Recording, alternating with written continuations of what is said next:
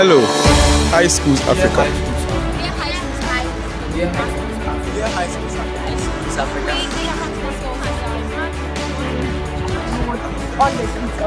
We have Christian Methodist Senior High School. Hello, I'm Sabina Faizi, the SLC President and the Girls Prefect for Christian Methodist Senior High School.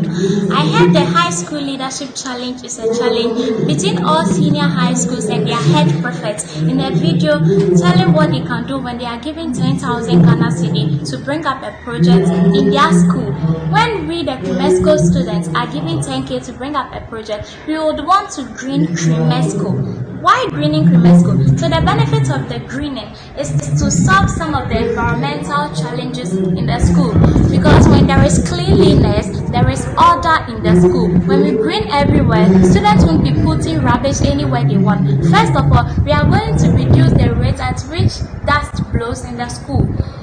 Okay, we all know the health hazards of dust, some of which are coughing, sneezing, eye irritation, asthmatic attack, and so many more. And then when the air blows, it blows dust particles into our hair, our eyes, and even our nostrils. The dust spoils our uniform, it spoils lots of things. And then when we are in the class and the dust blows, everybody gets disturbed. We are not even able to focus. Because of the dust, we are not even able to have a proper sporting activities because they run a little and then they get dirty. So nobody feels like having sport. Greening the school is also going to make the school a beautiful place to be. Others will also want to be in Cremesco after seeing how the school looks like. Greening the school, by greening the school, we'll be able to convert litter into compost. By doing that, there's going to be 2 dustbins at which we will teach the students how to use the dustbins respectively. One in which plastic bags, plastic bottles, black rubbers will be kept in, and then the other one we are going to keep compost of food substances, leftover food substances into that one.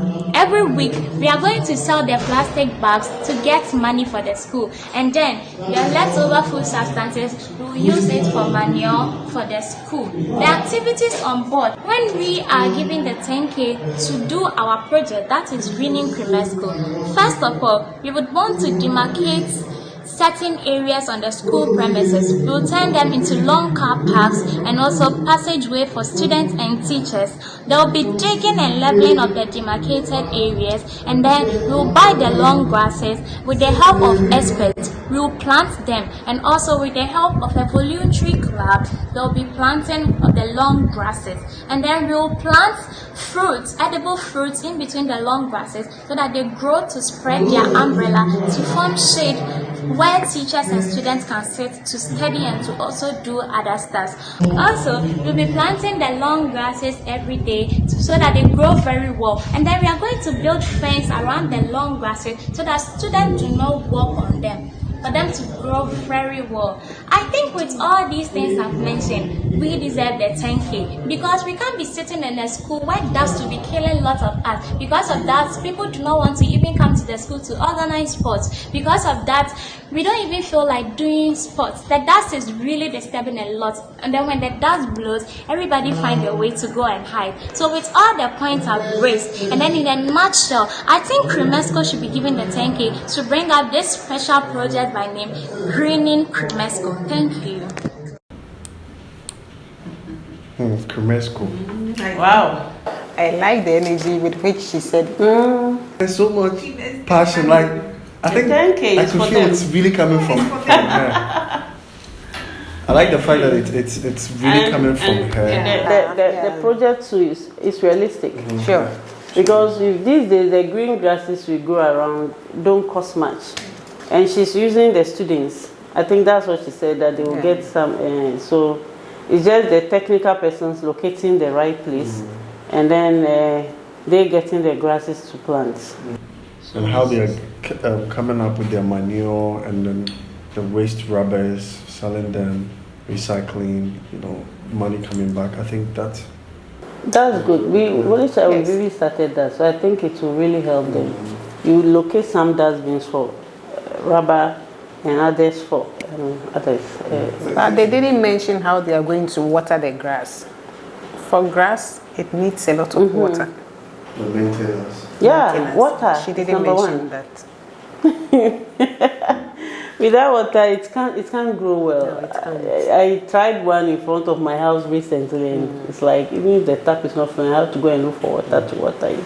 So there should be an idea how you're going to maintain the grass, because then it will look beautiful. I like the point she made.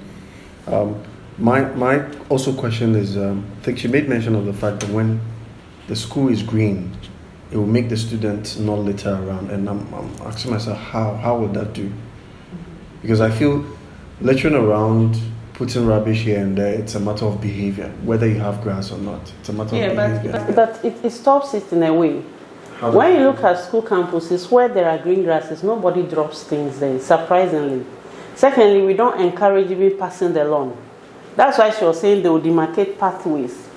So since you are not supposed to pass the lawn, you can't drop rubbish everywhere, except the passages. So our campus like this, even the street, the car park, you see that the students don't litter that place because of the fact that it is coated. And where we have our lawns, administration and those things, they don't litter. But where there is just sand and stones, they always litter those places. So I think it's more psychological, but that's where the problem for me too is. If it has to be, because it's a way of life. I mean, whatever it is, the dust thing they have there, I kind of like understand them. Nobody likes that. It has to go. But then if you're waiting for it to be green, the greening, I think it's for the field too. She showed that big area. But if there's a green to litter, is easy to pick. You know, every morning we have some students that pick around. But where it is dusty, it's quite difficult to pick. And when it rains, the sand and those things mix with the litter. But when it's green, it's on top like that, you can easily pick. I like the fact that the green also help breathing with people with some other sickness. And they thought of planting trees in between for shade. Actually, she did a very good presentation. When I saw the video, I'm like, okay, but I'm impressed.